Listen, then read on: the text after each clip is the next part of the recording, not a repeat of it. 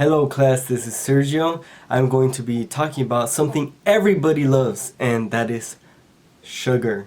Sugars make up a huge part in carbohydrates. Sugars don't just help food have a sweet taste, they also help with things such as helping with enhancing or balancing flavors/aromas. They help bulk up food, help with giving food texture. They help give food a longer shelf life. They fermentate certain food, help certain food and drinks reach a freezing point, and can give food color as well as help with moisture retention. It is good to get a healthy amount of sugars from things such as like fruits like apples and bananas and all those sorts of things, but it is very important to keep out all processed sugars out of your diet, because processed sugars do not give any health benefits at all and can actually lead to many health problems later on in the future. An abundance of sugars, especially when they're processed or some type of added sugars, can lead to many health risks such as diabetes, becoming overweight, and a huge risk to one's cardiovascular health such as the heart. Sugar is known as a saccharide. Sugar is broken down into two main groups, which are monosaccharides, which are simple or single sugars, and disaccharides, which are known as double sugars or more complex sugars. Monosaccharides are made up of glucose, also referred to as dextrose, fructose, which is also referred to as levulose or fruit sugar, and galactose, which occurs in milk. All of these are building blocks which help make up more complex carbohydrates. Glucose and fructose are the most common monosaccharides in nature, with glucose being in all three disaccharides. All of these three monosaccharides have the same kind and number of atoms, they just are all arranged differently. Fructose is found naturally mostly in fruits. Galactose rarely occurs naturally, but it is found tied up in milk sugar and it is released during digestion. Unlike disaccharides, with monosaccharides, our bodies can directly absorb them into the bloodstream. The liver can even convert monosaccharides into other needed molecules for the body. Disaccharides are made up of lactose, maltose, and sucrose.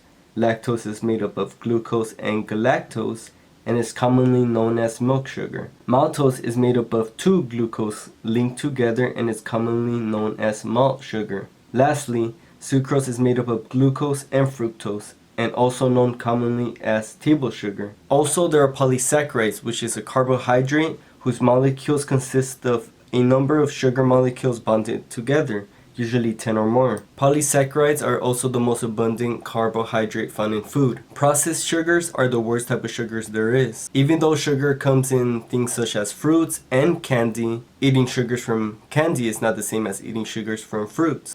There are some added sugars, mostly processed sugars, which are found in things such as beverages or food when prepared, and they are processed in order to acquire different tastes. There are various examples of added sugars which include things such as raw sugar, sucrose, brown sugar, corn sweetener, high fructose corn syrup, and many more. The Dietary Reference Intake or DRI for added sugars, as stated by the Dietary Guidelines for Americans, is a limit intake to a maximum of 10% of total calories per day. According to the American Heart Association, a well-judged upper limit of sugar is no more than 100 calories of added sugars for most women and children, and 150 calories of added sugars for most men daily. The World Health Organization or WHO highly recommends that added sugar intake should be reduced to less than 10% of total energy intake for both children and adults, but it will be most ideal to reduce added sugar intake to 5% of total energy intake for both children and adults. An example of this is taking no more than 200 calories of added sugars per day if one is consuming 2,000 calories per day if they are keeping added sugars to 10% of total energy intake. Another example will be taking no more than 100 calories from added sugar per day for a 2,000 calorie diet if one is trying to keep their added sugars to 5% of total energy intake. According to the Centers for Disease Control and Prevention or CDC, most added sugars from the United States come from sugar-sweetened drinks, grain-based desserts, candy, and dairy desserts. The thing that will be best is to replace all those sugary drinks with things such as water or unsweetened teas, and to replace all those sugary foods, especially when they have a lot of processed sugars, with things such as fruits, which have natural sugars. There are a tremendous amount of sources for processed sugars.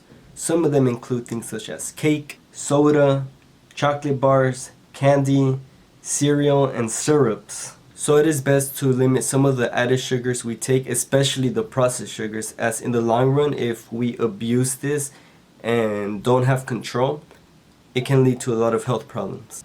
So what do we take from all of this?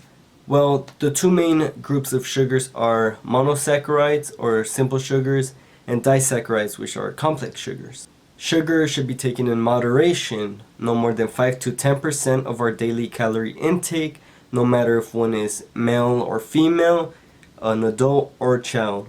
An abundance of sugars, especially processed sugars, can lead to many health problems such as diabetes, obesity, and cardiovascular health issues. A healthy amount of sugars, especially natural sugars, are beneficial to us, especially since they make up a lot of the carbohydrates. But it is better to cut out all processed sugars 100% from our diet, as they have no health benefit and can harm us in the long run. Thank you for watching this video, class. I hope you all enjoyed it and at least got something out of it. Thank you.